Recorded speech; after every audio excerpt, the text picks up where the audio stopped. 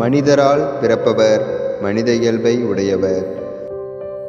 தூய ஆவியால் பிறப்பவர் தூய ஆவியின் இயல்பை உடையவர்.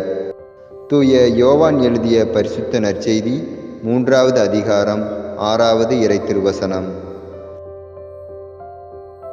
மனிதரால் பிறப்பவர் மனித இயல்பை உடையவர். தூய ஆவியால் பிறப்பவர் தூய ஆவியின் இயல்பை உடையவர். தூய யோவான் எழுதிய பரிசுத்த நற்செய்தி 3வது அதிகாரம் 6வது இறைத்திருவசனம்.